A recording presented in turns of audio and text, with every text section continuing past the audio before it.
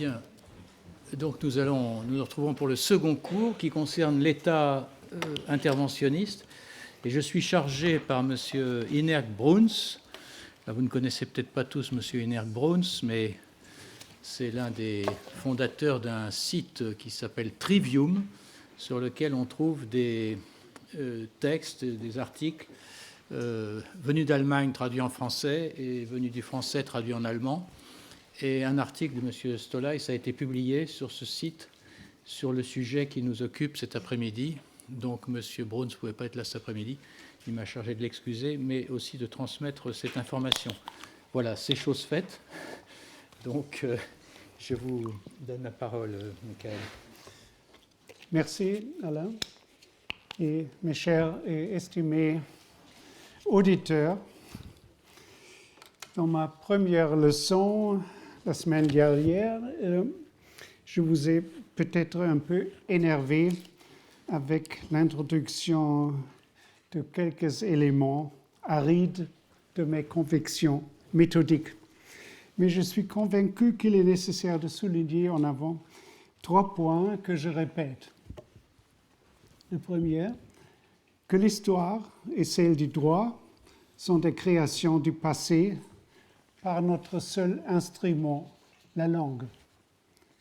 Le deuxième point, qu'il m'emporte l'espoir de rejoindre les champs séparés de l'histoire des faits et celle des idées, parce que les faits du passé sont des fictions reconstruites et les idées sont aussi des faits, pour reprendre cette citation de Ludwig Wittgenstein, encore une fois. Et le troisième point, sur cette base, on devrait cultiver notre jardin d'une histoire du droit complète, surmontant les séparations artificielles des histoires de société politique, économique, sociale et inévitables pour les sociétés modernes du droit. Voici aujourd'hui mon exemple. Dans la seconde moitié du XIXe siècle, la révolution industrielle s'impose en Allemagne. L'époque de démocratie égalitaire commence avec le suffrage universel et la naissance des partis. Il s'établit depuis les années 1880 ce qu'on appelle l'État interventionniste. Et ces 3 processus sont liés mutuellement et ils sont ensemble à l'origine d'un 4e phénomène, le droit administratif et la discipline théorique lui correspondant. La suite de cette présentation d'aujourd'hui traite les forces efficaces qui interagissent dans ce carré magique. Son but est de proposer une explication plausible du développement rapide et aussi, pour de nombreuses raisons inquiétantes, du droit public. Ce développement n'est pas perceptible uniquement à l'accroissement subi du corpus des normes du droit public, du nombre des journaux, des recueils de jurisprudence ou des manuels.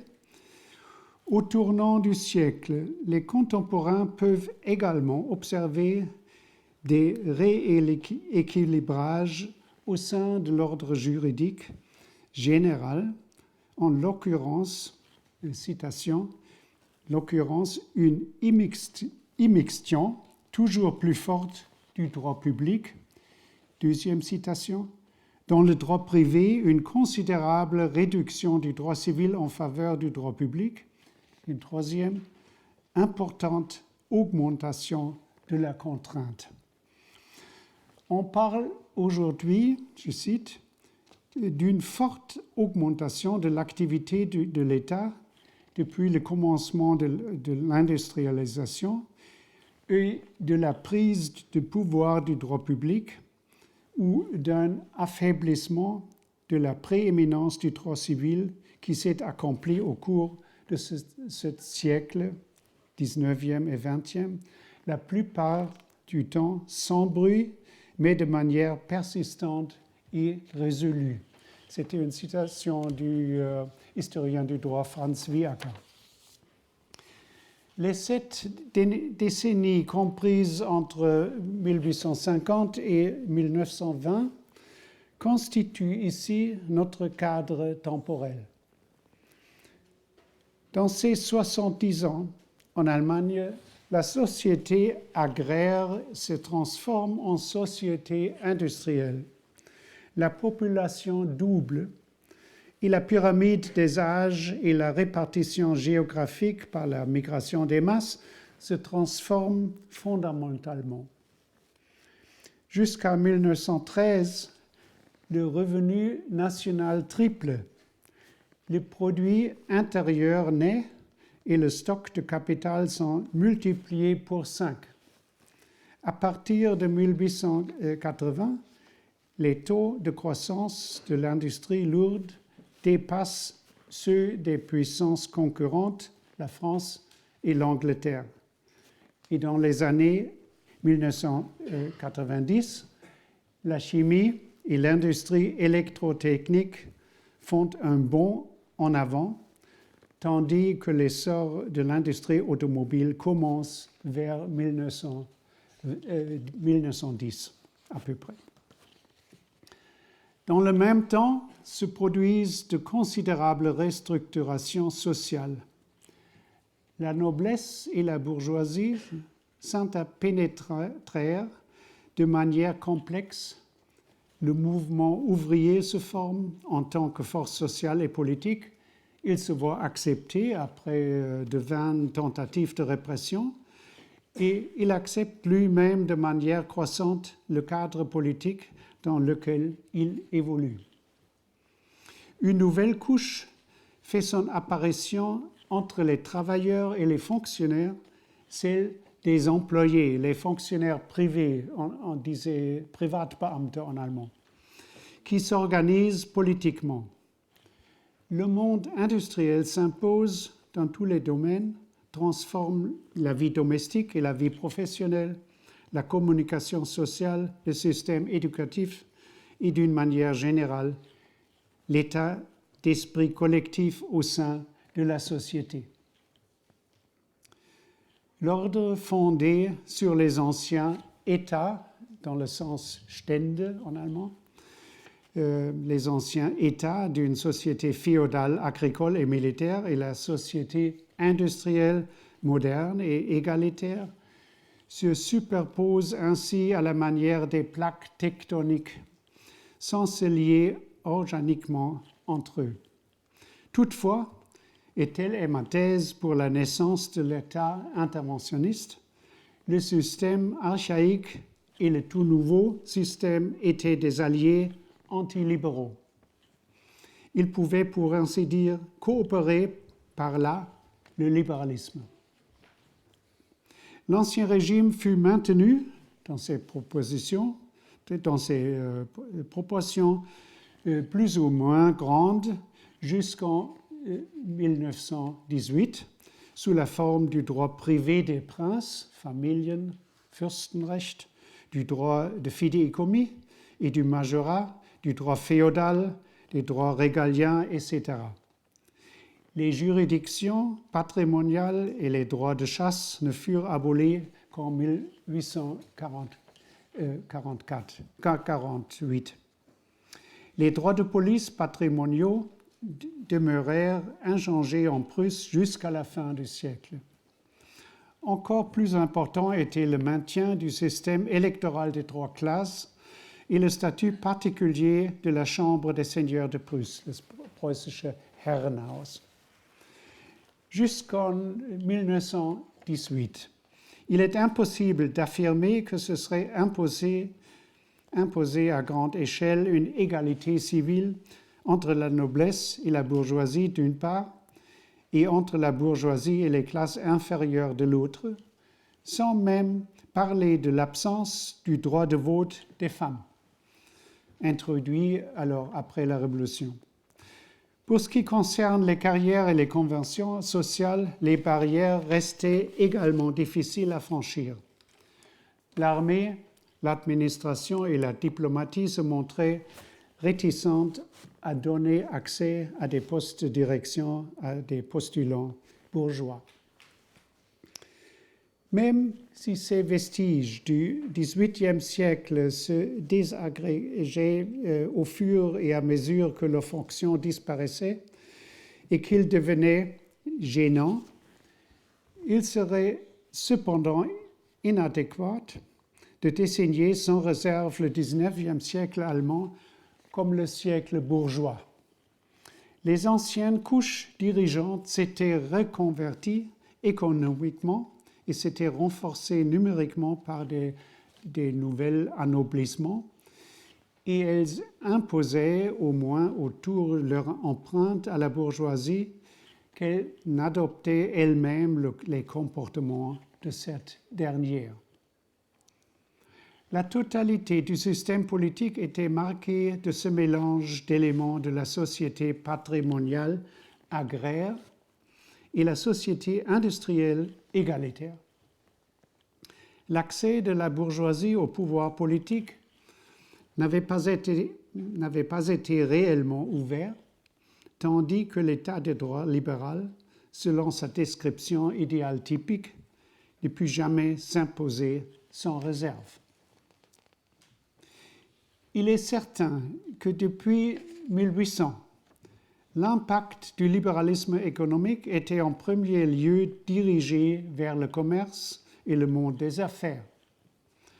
On commença par abroger le système des corporations, les Zünfte, l'émancipation des Juifs progressa, de même que la suppression des charges foncières, accompagnée de compensations financières ou autres, l'action foncière permettant l'achat et la vente des sols et la liquidation des douanes intérieures entre les États allemands.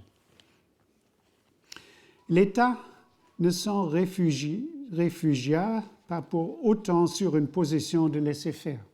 Au contraire, il se livra à des encouragements intensifs de l'économie qui allèrent jusqu'à l'organisation de l'espionnage industriel en Belgique et en Angleterre.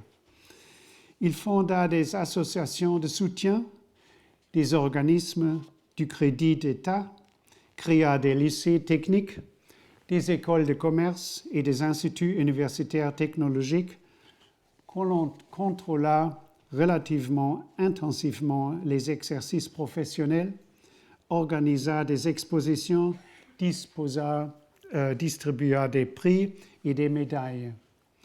De la même manière, les voies de transport et la poste restèrent sous le contrôle de l'État, qui mit aussi progressivement la main sur les chemins de fer avec l'influence considérable de ceux-ci sur le droit d'expropriation des sols. Je ne veux naturellement pas donner une image caricaturale de la tradition étatiste autoritaire. Il existait des contre-pouvoirs, même après 1850, et cela sous la forme du mouvement pour la liberté du commerce, dans l'organisation d'unions et des coopératives, ainsi que dans l'idée de l'auto-administration. Très important, ce mot, Selbstverwaltung en Allemagne, avant tout dans le domaine communal. Cependant, l'impression qui domine est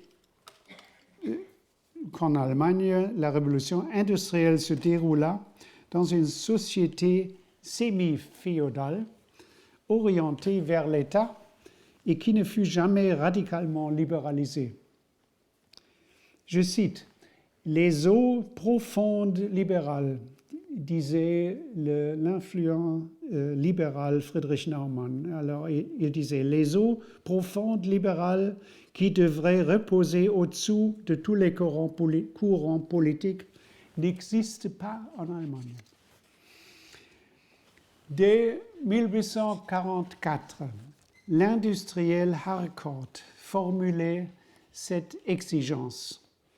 Je cite, « L'État doit intervenir afin de prévenir une dégradation supplémentaire, afin que le fleuve du paupérisme croissant inexorablement ne vienne submerger de la manière la plus funeste les prairies bénies de la patrie, nous exigeons de l'État qu'il ne se borne pas à commander, mais qu'il intervienne aussi pour aider et pour encourager.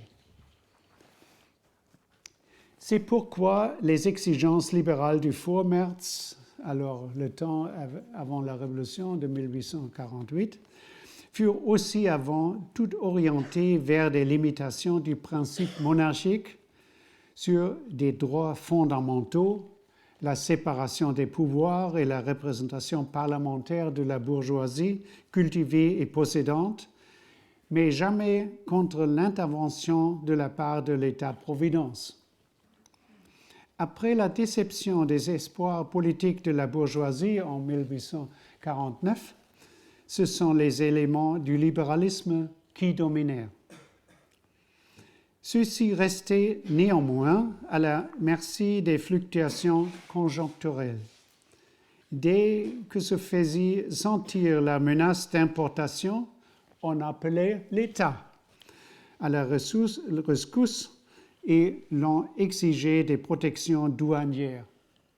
Dans l'ensemble, entre 1850 et 1878, ce sont donc les éléments traditionnels de l'État-providence en dessous du libéralisme officiel et toujours davantage interprétés en termes économiques qui s'avérèrent réellement porteurs.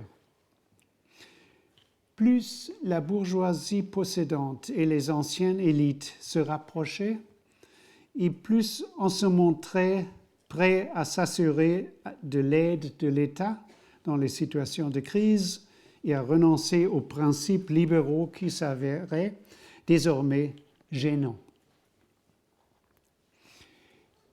Les crises qui firent office de déclencheur pour la réactivation de l'État interventionniste apparurent peu après la fondation du Reich.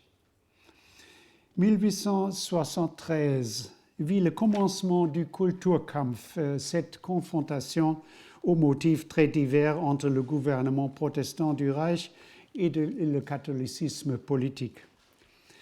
La question alsacienne et la question polonaise, la fondation interne du Reich pour la défense contre les influences ultramontaines, l'instauration du monopole de l'État sur l'éducation dans les écoles, l'imposition du mariage civil, l'optimisme progressiste contre l'arriération cléricale, citation, et d'autres problèmes qui se mélangeaient ici.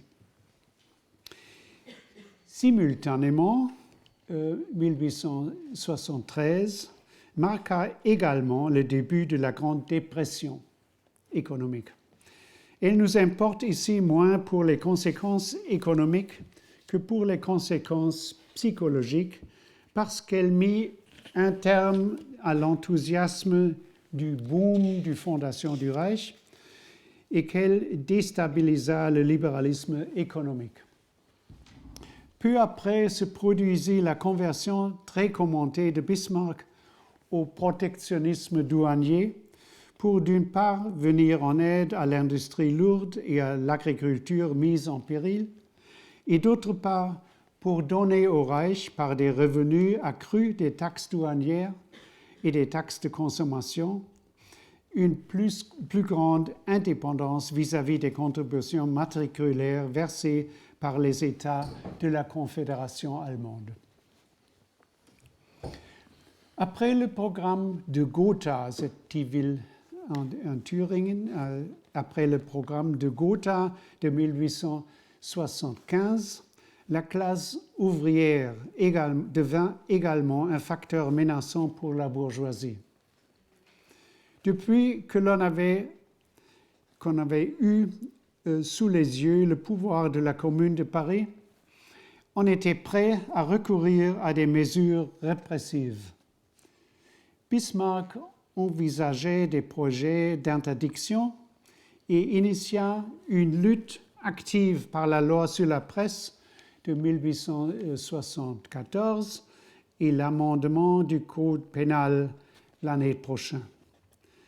En 1877, la social-démocratie obtint environ 500 000 votes, 500 000 voix, ça veut dire 12 sièges dans le Parlement, et devint ainsi définitivement un adversaire sérieux, surtout pour Bismarck. La législation sociale, inaugurée en 1878, est véritablement mise en œuvre 3 ans plus tard, marque particulièrement nettement le passage à une nouvelle qualité d'État. On entendit pour la première fois prononcer la formule socialisme de l'État, socialisme d'État, entendu comme un blâme, mais dont Bismarck, il était vraiment intelligent, il s'empara avec emphase pour lui prêter un sens positif. Oui, il disait, je suis le politique du socialisme d'État. Ludwig Bamberger, un libéral, voyait l'État, je cite, baignant déjà jusqu'aux épaules dans le socialisme. Le libéral Hirsch voyait dans l'assurance sociale, je cite, le chemin direct vers le communisme. Et de même que le Centrum c'est le parti catholique, les industriels parlèrent d'un cheval de Troie. Lucio Brentano, un économiste, parla d'un effondrement de la liberté politique et de la moralité nationale. Enfin, l'Union des meuniers allemands évoqua, je cite, une justification légale pour la police surabondante. En d'autres termes, on pouvait sentir la rupture et le soupçon commençait à se répandre de ce que cela pourrait signifier à l'avenir. Le mécanisme de la protection sociale étatique et de la contrainte, de la loyauté de masse et du suffrage universel était désormais reconnaissable. En même temps, on pouvait voir, ainsi que Bismarck lui-même a souligné, que cette assurance sociale nouvellement créée, en tant qu'institution contraignante recevant l'aide de l'État, était imprégnée de l'esprit de la protection sociale étatique de l'absolutisme éclairé. Elle est le parfait exemple du degré auquel survit, je cite encore Franz Viaca, du degré auquel survit dans les institutions sociales et socialistes de l'État moderne l'autorité du vieil État absolutiste. C'est la force de cette tradition qui explique pourquoi en Allemagne, précisément, la composante de socialisme d'État de la réforme sociale actuelle est si puissante. Fin de citation. L'an 1878 représente donc moins une rupture qu'une revitalisation de ce qui existait déjà de longue date. La ligne prélibérale était de nouveau présente, mais les conditions de l'industrialisation et de l'État, des partis et des associations étaient nouvelles.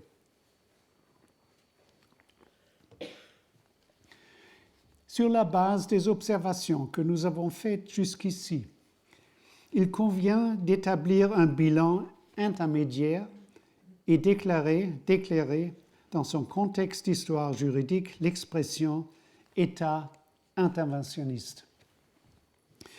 Puisque dans la modernité, tout État est, dans un sens très large, un État interventionniste, puisqu'il ne cesse de limiter, de stimuler ou de réprimer les processus sociaux par la position et l'imposition des normes, ainsi que pour la régulation administrative des cas individuels, on ne devrait parler d'État interventionniste que lorsqu'on atteint un certain degré de densité et de planification de l'influence juridique qu'il exerce. Il devrait donc s'agir de transformations structurelles et qualitatives et pas uniquement de l'hypertrophie quantitative des tâches à la présence toujours démontrable. Pour cette raison, on pourrait toujours choisir à titre d'indicateur, avec d'autres raisons, la nouveauté des tâches étatiques, l'élargissement du service public, la hausse des dépenses de l'État, le degré de l'industrialisation ou l'interaction des secteurs économiques entre eux ou avec l'État. Pour l'histoire juridique et constitutionnelle, ce qui est en revanche décisif est de savoir si l'économie industrielle fortement cartélisée et concentrée, bureaucratisée et organisée en union a rigoureusement besoin, à partir d'un point donné, d'une intervention étatique constante sous la forme d'un droit nouvellement posé parce qu'elle n'est plus une construction se supportant elle-même. Dès que ce point est atteint, l'État doit intervenir afin de pouvoir conserver son double rôle comme garant des règles du jeu et comme participant.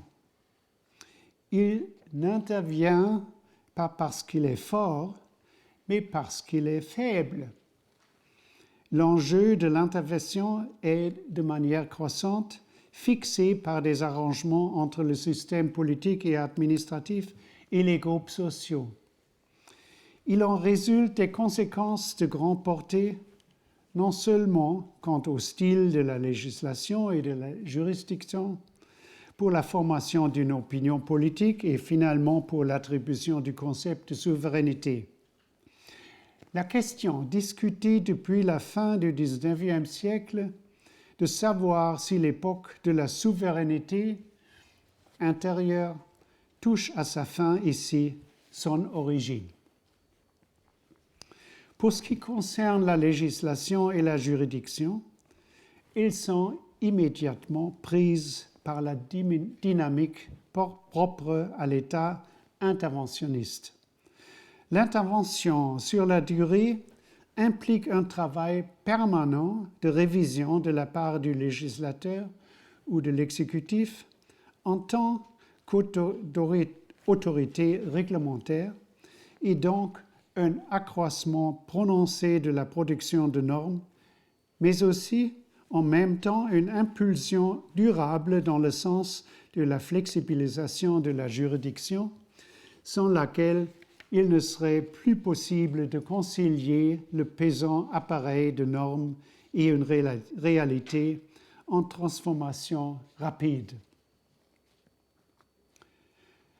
À partir de 1871, commence une activité législative intensive. C'est là tout d'abord une conséquence de la fondation du Reich elle-même. Dans les secteurs classiques de l'État de droit, il fallait tout d'abord instaurer l'unité du Reich. Simultanément, apparut une administration du Reich qui se fit aussi progressivement remarquer dans la production des normes, comme toujours. Ce que l'on avait appelé les agences du Reich, die Reichsämter, se transformèrent progressivement, encore sous Bismarck, en des véritables ministères du Reich. C'est aussi dans les années 1880 que les réformes des Länder, entamées après 1850, parvinrent à leur terme, entraînant également un considérable accroissement du droit administratif matériel. Enfin, la nouvelle juridiction administrative en faveur de laquelle on luttait dans les Länder depuis 1850 stimula la production du droit administratif en accentuant la dimension juridique de l'administration. Parallèlement à cette augmentation du droit administratif, encore explicable par des raisons traditionnelles, se constitua cependant un nouveau corpus juridique supplémentaire. Il était issu de l'autonomie des réglementations des corporations du droit public et de l'autonomie privée des associations et des entreprises monopolistiques. Il résulta de la pression de l'industrialisation, de nouvelles techniques, de nouvelles conditions du marché et de nouvelles méthodes de réclame, de la grande accumulation des capitaux et de l'expansion d'un avenir colonial et supposé impérial. Au commencement, cela rassembla naturellement à une expansion des missions traditionnelles.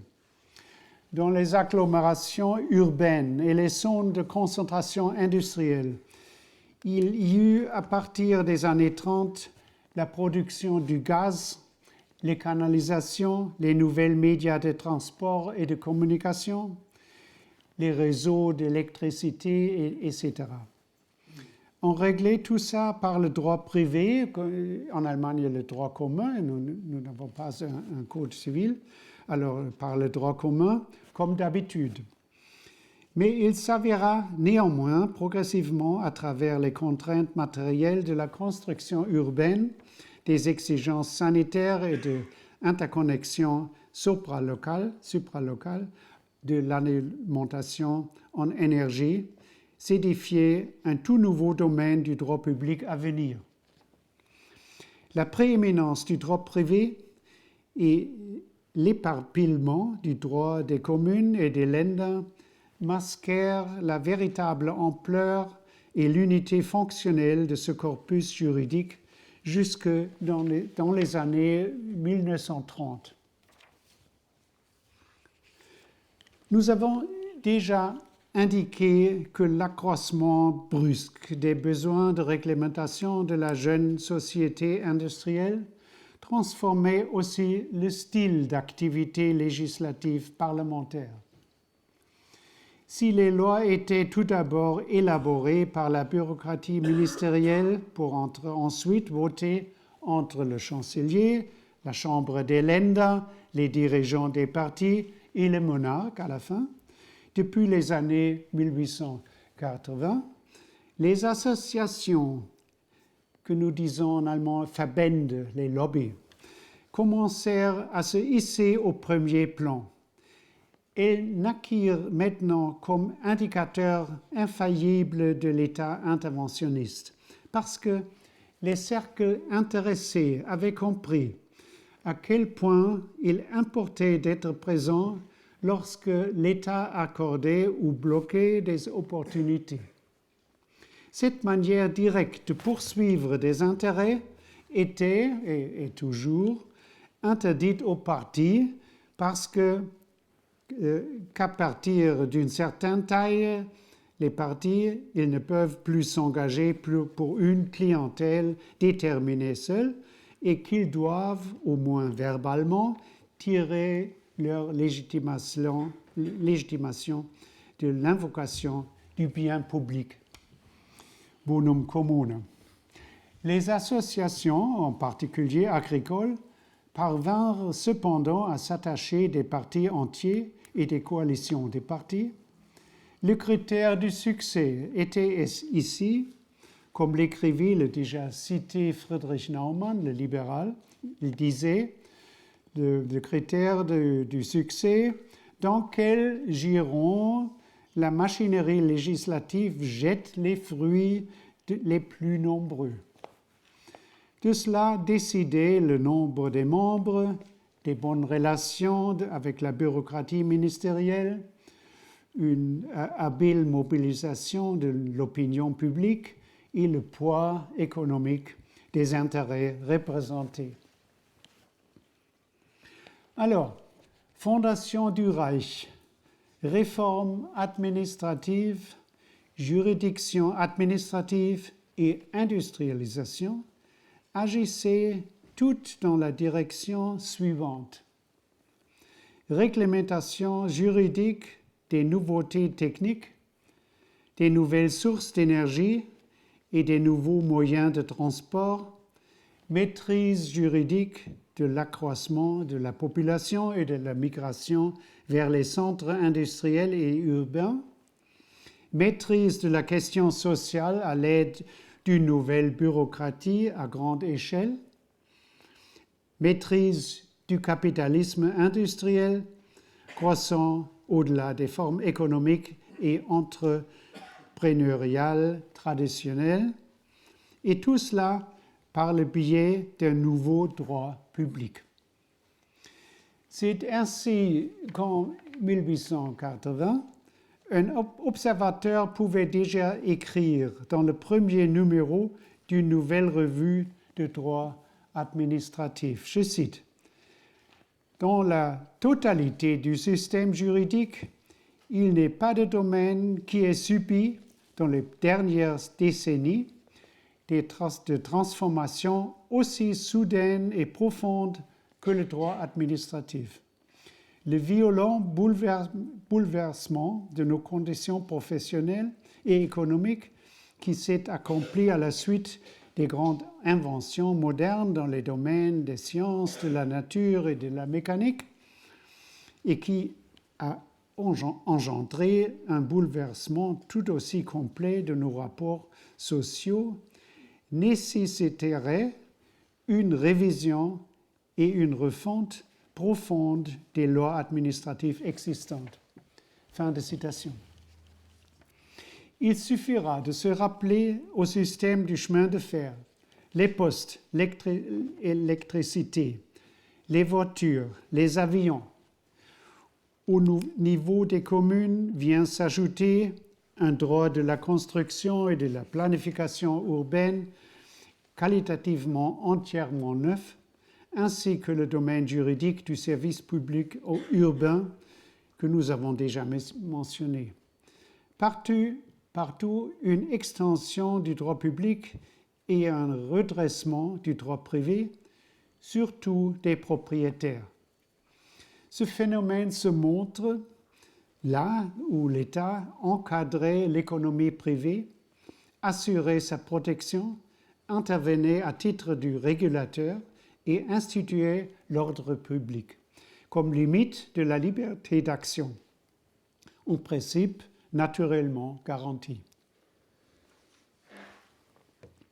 Ce processus se déroulait encore sous les formes traditionnelles de l'État de droit, le droit libéral, mais il n'en constituait pas moins objectivement une direction interne renforcée du cours de l'économie. On nommera à titre l'exemple la loi sur l'usure en 1880, les lois sur les droits d'auteur, sur le droit éditorial, sur les patentes, les modèles déposés et les marques déposées. On peut citer en outre la loi sur les coopératives et les sociétés à la responsabilité limitée, la loi sur les bourses et la loi sur les banques hypothécaires, la législation sur les assurances, sur le crédit, sur les chèques, ainsi que les lois sur la concurrence déloyale. La législation sur la protection du travail post-bismarckienne est destinée à compléter les grandes mesures d'assurance sociale qui se créent tout d'abord autour du Code industriel de 1869, va dans le même sens d'une défense de l'ordre public contre la liberté d'agir contractuelle. Elle visait à protéger les travailleurs de l'exploitation par des heures supplémentaires, le travail de nuit et du dimanche, à protéger les jeunes et les femmes, ainsi qu'à améliorer les garanties en cas d'accident. Cette dernière fonction fut cependant de plus en plus déléguée à l'autogestion des associations professionnelles des assurances contre les accidents de travail. La caractéristique principale de toutes ces lois est la progressive abolition des frontières entre droit privé et droit public. La liberté contractuelle est refrénée, et cela non seulement par l'État, mais aussi par les organismes du droit public et par les entreprises dominant le marché. De ce fait apparaissent de vastes zones hybrides entre libre arbitre et contrainte, entre autres, par exemple, dans le droit du service public communal et dans celui des transports. Plus de contacts sociaux devenaient denses, plus de contrats prenaient un caractère schématique et plus la liberté de contracter passait des individus aux grands collectifs qui avaient la possibilité de se soustraire aux contraintes de la réglementation juridique générale. Les grandes entreprises, les cartels qui se comptaient déjà par centaines et les associations créaient leurs propres institutions. Partout, écrit un contemporain, partout on voit surgir des commissions d'arbitrage et des comités de conciliation et de médiation. Dès cette phase précoce de l'État interventionniste, il ne s'agissait donc pas simplement d'un accroissement du pouvoir de contrainte du droit public, mais de l'interpénétration du droit public et du droit privé, avec la conséquence que chacune des parties adoptait les caractéristiques de l'autre. La véritable clé de la transformation de la totalité de l'ordre juridique dans l'État interventionniste est le développement de l'élément du but. Intervenir signifie exercer délibérément, à travers le droit, une influence d'un but déterminé. Dans cette mesure, ce droit est un moyen et non un but en soi. On peut interpréter cette réintroduction de l'élément du but comme la reconversion de l'éthique formelle kantienne de la liberté en une éthique matérielle de la responsabilité sociale. Mais du point de vue historique, on peut voir aussi se profiler derrière elle l'avènement de l'ère des masses et la direction finalisée des individus par l'intermédiaire des cadres techniques, sociaux et politiques. Dans cette mesure, l'apparition de la notion de but et la réorientation de l'image du juge sont des signes sûrs de l'État interventionniste qui nécessite un ordre juridique souple et maniable pour qui la distinction entre État et la société, entre droit public et droit privé, est de moins en moins significative tant que des objectifs déterminés sont atteints. Le résultat implique une augmentation de la contrainte et du droit administratif, car l'intervention étatique en fonction d'un but signifie la direction ou la limitation de l'autonomie privée par le droit public. Les objectifs sociaux et économiques politiques consistant à venir en aide à la classe ouvrière et à la classe moyenne, à l'industrie lourde ou à l'agriculture revêtaient nécessairement les dehors du droit public.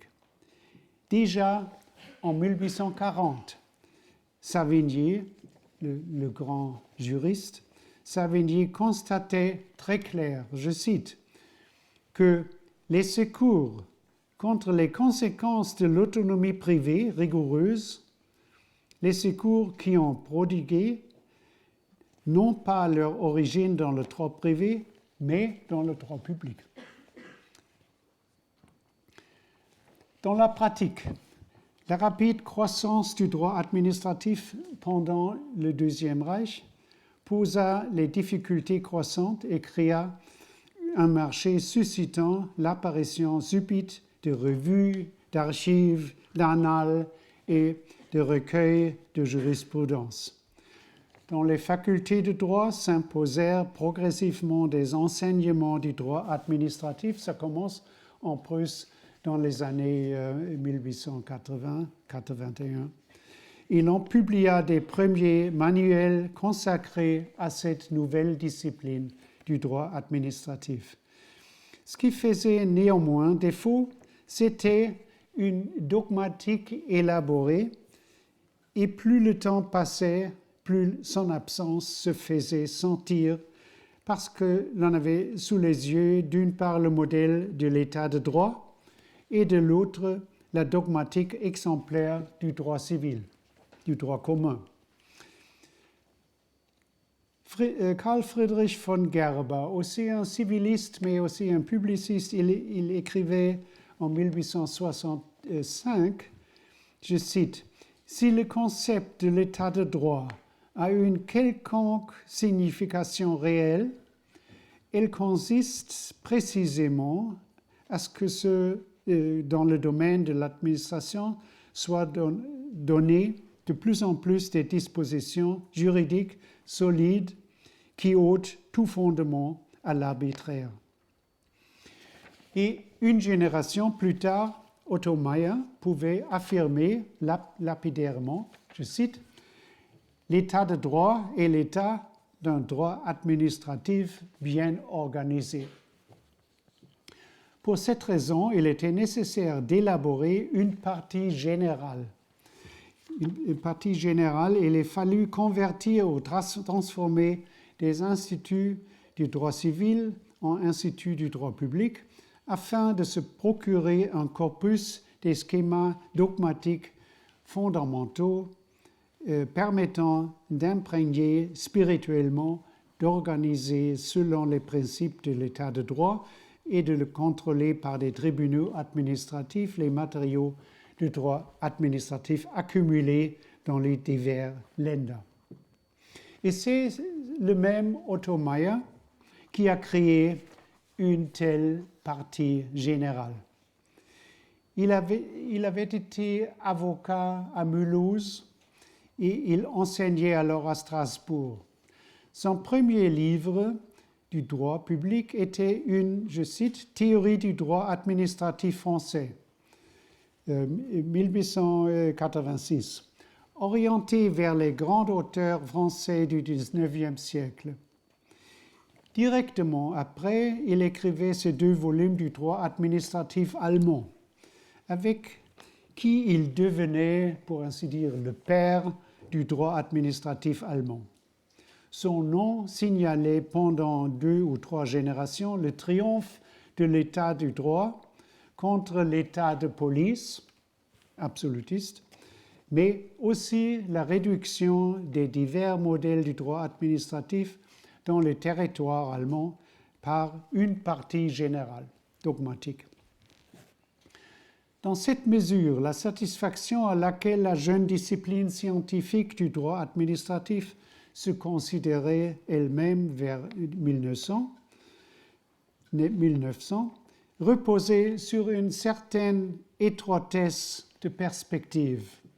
On croyait, en prolongeant la ligne préfigurée par Otto Meyer, avoir jalonné le terrain dans la totalité, et l'on croyait avant tout, en ayant échappé aux procédés d'autres disciplines, la compilation, la narration et la poursuite des buts, avoir définitivement mis le pied sur le terrain solide de la construction scientifique. La devise que l'on se proposait désormais était celle d'un développement paisible. Le relève scientifique était assuré, les publications et les revues étaient florissantes. Mais cette attente d'une paisible évolution du droit administratif s'avéra cependant illusoire. La guerre mondiale, pour laquelle l'Allemagne n'était pas vraiment prête, et notamment du point de vue administratif, requit à court terme un colossal accroissement de force. Cela ne fut pas autrement possible que par un nouveau recours à l'intervention. L'État, l'industrie, les travailleurs, la science durent être contraints à la coopération avec une intensité inconnue jusqu'à ce point, d'autant plus qu'ils agissaient aussi d'une guerre des réserves de matières premières et des innovations techniques. Par là, l'intervention d'État dans le modèle économique libéral gagnait une dimension nouvelle. Celle-ci apparaît naturellement essentiellement dans l'industrie de l'armement, dans la gestion des matières premières et de l'énergie, celle de ressources alimentaires et dans la politique sociale. En fonction des structures juridiques préexistantes dans chacun de ces domaines, les instruments d'intervention se modifièrent également. Cela commença par des mesures isolées, puis on introduisit des déclarations obligatoires, générales, et l'on créa des droits de contrôle de la comptabilité et d'inspection des entreprises. S'ensuivirent les obligations de livraison, de réquisition, des achats forcés avec des prix dictés, ainsi que des expropriations massives par notification publique qui excluaient le recours à la voie juridique. Finalement, furent fondées des sociétés de guerre qui étaient soit des organisations interindustrielles, soit des formes qui associaient le droit des sociétés et une direction du droit public. Il y eut en outre des chambres de compensation hébergées par les grandes banques, mais qui étaient en fait dirigées par l'administration, de même que les pures constructions gouvernementales des comités de guerre. Il en résulta aussi inévitablement des interventions dans les conditions du travail, des travails particuliers, d'ailleurs avec l'accord des industriels, comme en atteste le mémoire de guerre de l'entrepreneur francophortais Richard Merton, un des grands fondateurs de notre université à Francfort. Il a écrit un petit livre avec le titre très typique sur la nécessité des interventions étatiques dans les gains des entrepreneurs et des salaires des travailleurs. Ce que l'on avait toujours pressenti comme un péril depuis l'introduction du but dans le droit était maintenant devenu une réalité juridique. Le franchissement des bornes de l'état de droit, la perte de la distance entre l'État et la société nécessaire au droit de la liberté de l'individu et par conséquent l'abolition de la distinction entre le droit public et le droit privé. En 1915, Theodor Heuss, vous le connaissez le nom, c'était le président d'État après la Deuxième Guerre, Theodor Heuss désigna cette situation, je cite, comme socialisme de guerre, tandis qu'un autre proposait la formule capitalisme organisé. Quelques noms on lui donne, on avait affaire à un système qui avait supprimé les barrières juridiques. Ça a été discuté dans une masse de publications pendant la guerre, conservateurs contre socialistes, bellicistes contre pacifistes, militaires et industrie contre la petite bourgeoisie et dans tous les groupes, les juristes.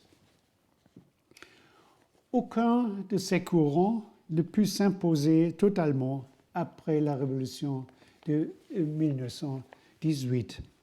Une partie du droit administratif de guerre fut abolie.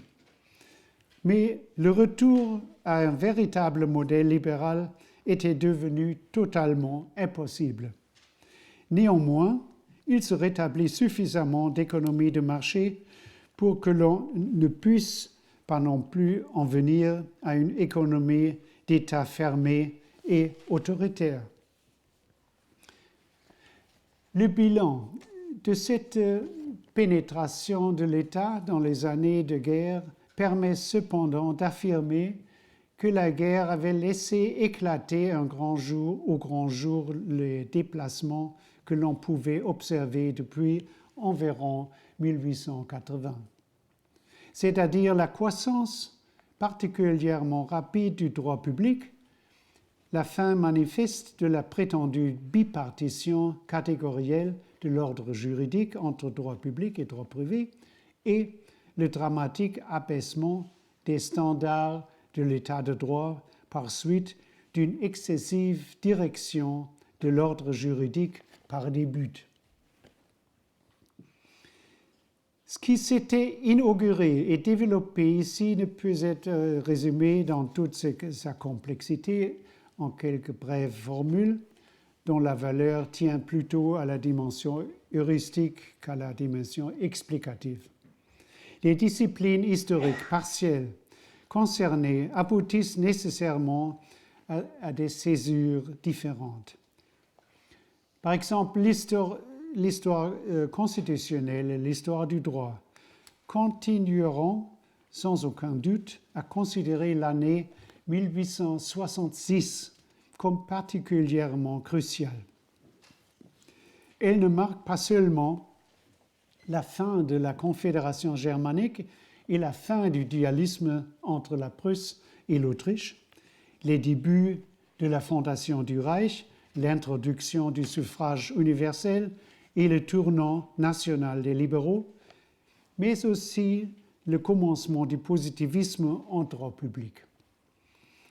C'est rétrospectivement que l'on peut voir le suffrage universel avait sémé les germes de la lente parlementarisation qui suivrait et l'insensible transformation constitutionnelle du Reich impérial. En termes d'histoire juridique, sociale et économique, on devrait ainsi, que j'ai essayé de le montrer, désigner l'année 1878 comme la véritable année charnière.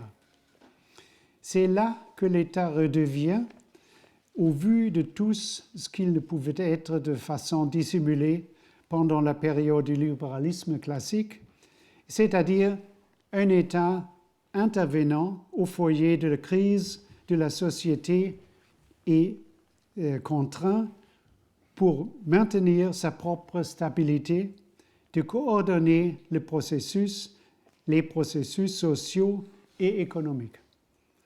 Ce faisant, il ne transforme pas seulement son propre profil, mais la société se transforme également et crée, sous la forme des partis et associations, des organes qui dirigent l'intervention étatique. Inopinément, c'est aussi le type de l'homme politique qui se transforme. Les dignitaires, les grands propriétaires fonciers, les conseillers privés, les célèbres Geheimräte en allemand, et commerciaux, les Kommerzienräte, disparaissaient pour laisser la place aux employés, aux managers, aux fonctionnaires d'associations et des partis, en bref, aux politiciens professionnels. Il est bien clair que cet État interventionniste a beaucoup plus besoin du droit public que l'État du droit libéral. Si l'on ajoute encore à cela un besoin de réglementation déclenché par l'industrialisation et satisfait par les parlements dont la puissance se renforce, on aura expliqué de manière suffisante pourquoi, après 1878, le droit administratif est le domaine juridique à l'évolution la plus rapide et aussi la plus moderne. Le tournant simultanément effectué dans cette discipline d'une science de la police, la vieille Polizeiwissenschaft à la méthode juridique n'avait pas seulement pour tâche de parachever l'état de droit et d'en éliminer en apparence la dimension politique, mais aussi pour effet de rendre l'accumulation du nouveau droit administratif plus facile à appréhender.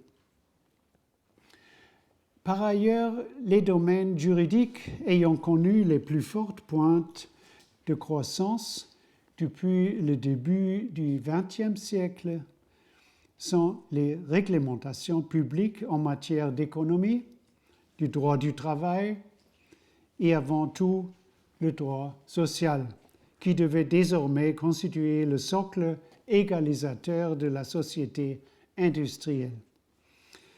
On ne doit cependant pas négliger ici, en quelque sorte à titre de revers de l'État interventionniste, la croissance correspondante du droit pénal et des infractions administratives.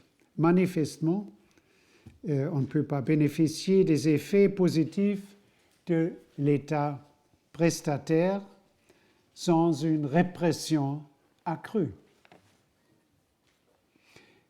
Les phénomènes esquissés ici sont notre normalité aujourd'hui, en Allemagne, en France et en tous les pays industrialisés du monde. Rien ne va plus sans l'intervention de l'État. Pas de progrès économique, pas de protection des faibles, protection de la nature contre l'exploitation. Mais l'État a changé profondément sa figure dans le XXe siècle. Sous la gouvernance par les nombres, pour citer le titre d'un livre d'Alain Supiot, sous la gouvernance par les nombres, tout est en révolte. La mondialisation de communication est en train de créer un gouvernement sans frontières, une migration sans bornes, un filet de finances mondiales. La question ouverte, à la fin, reste celle du futur de l'État en général.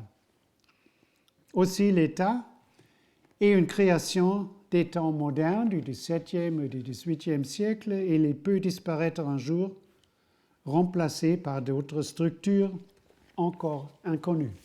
Merci bien.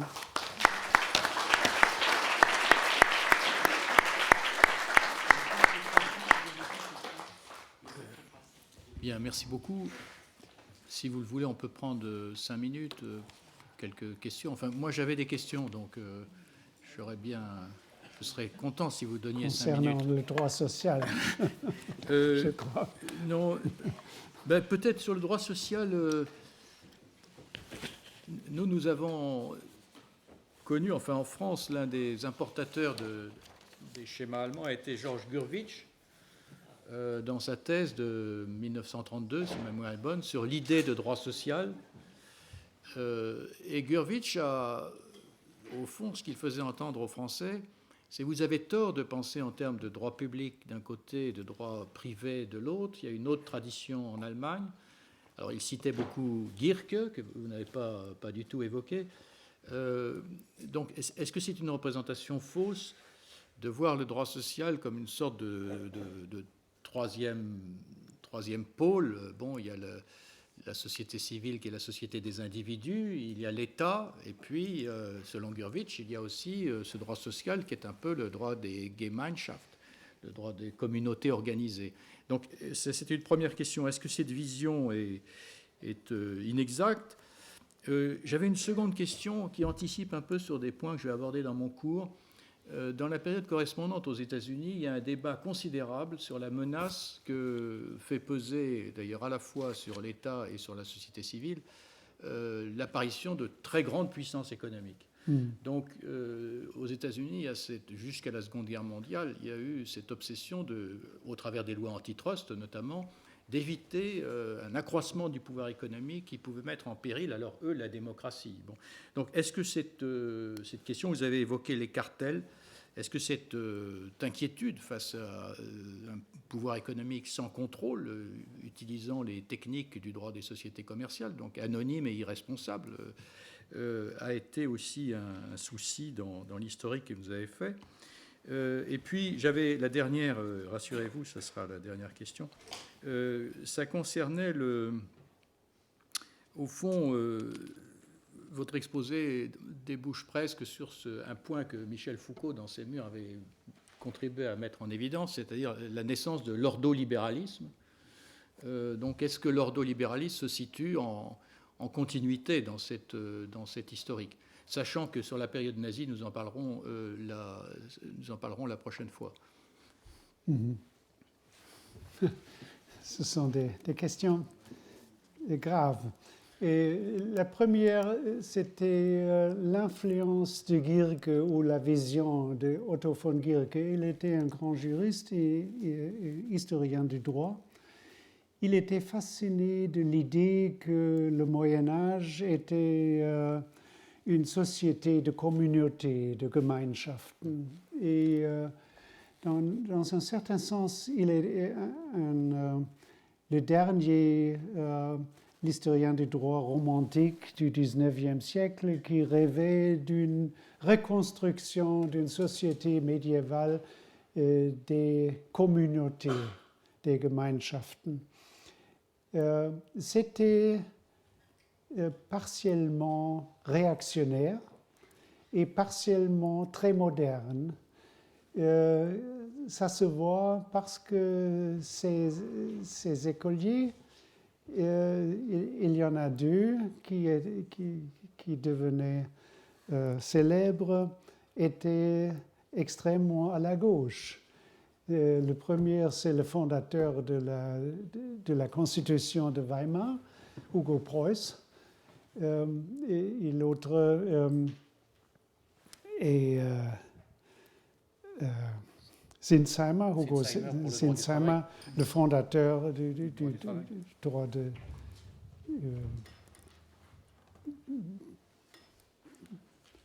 Oui, du droit du travail et de l'idée de démocratie. Fondateur du droit du travail, merci.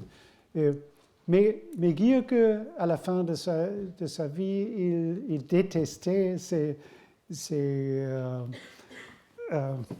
essais de la gauche de revitaliser les idées de Gemeinschaft. Et je crois que c'est plutôt une idéologie du tard 19e siècle pour apaiser les confrontations entre la société ancienne et la société industrielle. Mais on peut dire quelques idées de Gierke ont été réalisées dans les unions des ouvriers. Ce sont des Gemeinschaften dans ce sens. Et aussi dans les associations de l'industrie. Mais ça, c'est complètement autre chose. C'est pas le temps médiéval. Il y a la question entre les États-Unis, c'est une société complètement diverse, fondée dans le XVIIIe siècle en général, et on a des extrêmes réserves contre l'État interventionniste. On a vu ça pendant la présidence de Barack Obama contre la sécurité sociale dans le cas. Et les républicains étaient complètement contre ce projet. Et ça, c'est une autre structure. Et vous avez mentionné le pouvoir économique. Et ce n'est pas réglé, pas du tout, dans les États-Unis. Et je crois qu'on ne peut pas comparer historiquement l'Europe ancienne avec cette situation d'une société complètement fondée de nouveau, comme en Amérique. Et l'ordolibéralisme, c'était une invention pendant les années 30 dans les sciences d'économie en Allemagne. Et c'était l'essai de trouver une troisième voie entre le capitalisme et le socialisme. Ordolibéralisme, ça veut dire, c'est pas un libéralisme extrême, c'est un libéralisme organique et contrôlé. Et ça, avec un autre vocabulaire, était aussi le projet des nazis. Et après la guerre, les ordolibéralistes avaient le problème de se séparer de ces idées du nazisme et de transformer l'ordolibéralisme comme une idéologie du commencement de la Nouvelle République, dirigée par Ludwig Erhard, le ministre d'économie. Il était un pur ordolibéraliste. Alors, ce sont des sources des années 30. Bien, merci beaucoup. Donc on enchaînera avec sur la période, sur le droit nazi. Alors le livre vient de paraître. Oui. Je vais vous en montrer. Vous m'autorisez un exemplaire parce que si vous l'avez lu. Donc c'est la traduction Le droit à l'ombre de la croix gammée. C'est sorti cette semaine. Alors le droit à l'ombre de la croix gammée, étude sur l'histoire du droit du national-socialisme, et c'est donc paru aux éditions de l'École normale supérieure. ENS de Lyon. De Lyon. Ah oui, c'est vrai, il y a une École normale supérieure à Lyon, mais nous ne l'avions pas oublié. Bon, merci à tous de votre attention, et donc rendez-vous à la semaine prochaine.